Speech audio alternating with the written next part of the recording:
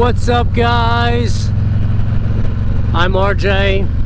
For those of you that are new to my channel, if you haven't done so already, I'd really appreciate it if you hit that like button and also that subscribe button.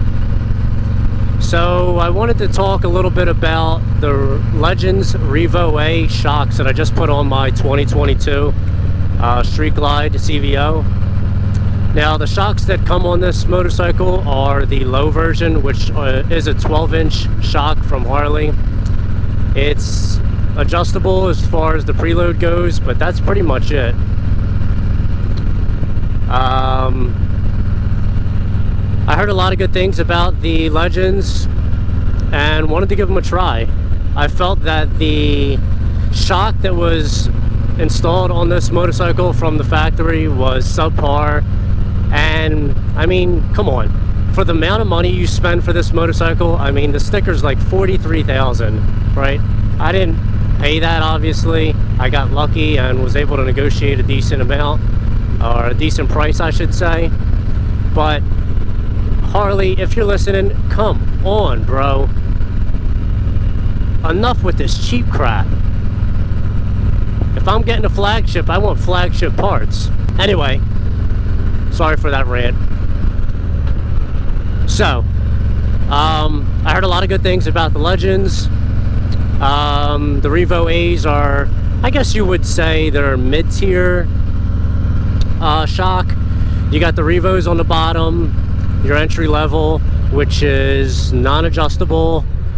The preload comes set from the factory at 3, which is in the middle. And for those of you that are unfamiliar, the Revo-A's, which is what I installed here, are the mid-level ones. They come with an adjustable rebound knob at the bottom, one being the most soft setting and 6 being the firmest. So they also come set from the factory at 3. And I guess that's a pretty good area to start with. The Revo Arcs are the top of the line with the remote reservoirs. I'm not a super aggressive rider, so to me that really didn't fit my needs. I also don't like the look of the reservoirs being mounted externally. But I know there's a way, I think there's a way that you can mount them to where they're hidden. But anyway, they weren't for me, so I went with the Revo-A's. My thoughts so far, I put about 500 miles on these so far, and my thoughts have been pretty good. The ride is definitely more plush because I went with the 13-inch shocks.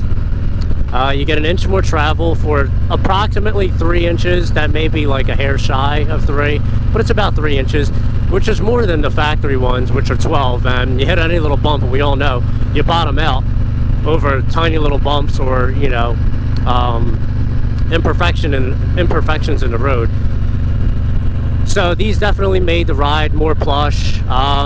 Save your back a little bit. That's always a good thing. And going around turns, I noticed that on tighter turns, the rear or the motorcycle as a whole feels a little bit more free, less restricted. I don't know if that makes any sense.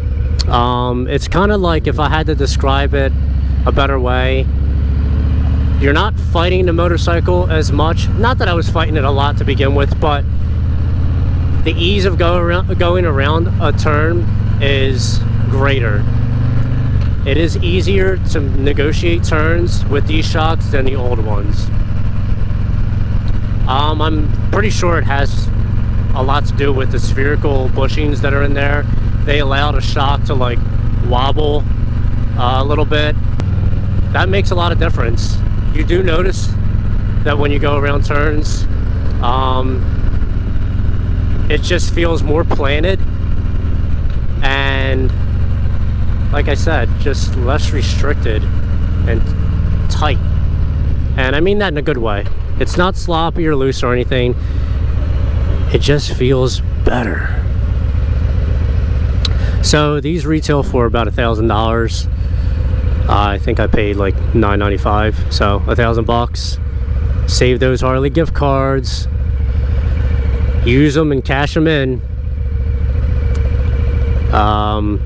That's what I always ask for around Christmas or my birthday. They know, Harley gift card. So would I recommend these over the stock Harley Shocks? If I had to say either yes or no, I would say yes. Is the price a little steep? Yeah, but you're getting a good product.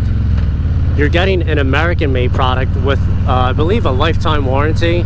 And to me, that the fact that they're American-made and the service, from what I hear, is excellent, that goes a long way with me. That partially justifies the price. I do have a friend that had a set of Legends air shocks on his motorcycle. One of the bags, I guess, caught a leak. They sent him a box to ship them to Legends for free to rebuild them. I mean, that's the kind of service they have. And I guess turnaround was like a week or two. Got them back, we put them on, good to go. So that goes a long way with me. Not sure if it does with you, but made in America, America. I'm all about it. Now Harley does sell their Screaming Eagle / Öhlins brand. Those are foreign made, which from what I hear are amazing shocks. I don't doubt that, but if I can get something just as good made here, that's what I'm going with, without hesitation. So if you're on the fence about upgrading your shocks, you're tired of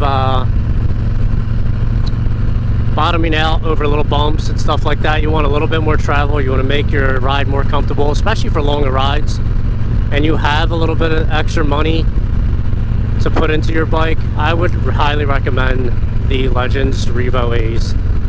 Just a disclaimer, I bought these with my own money. I'm not endorsed or sponsored by Legends, although it would be nice.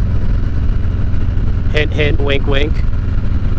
But no, I did buy these with my own money, so consider this review impartial and an objective review.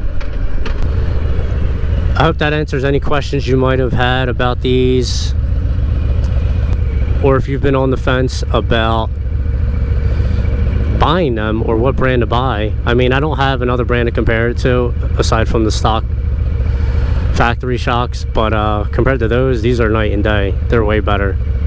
So I would go ahead and buy them if you're on the fence. And if anybody has any questions about anything, please hit me up in the comments section below. Thanks for watching. I appreciate all of you, and I'll see you on the next video.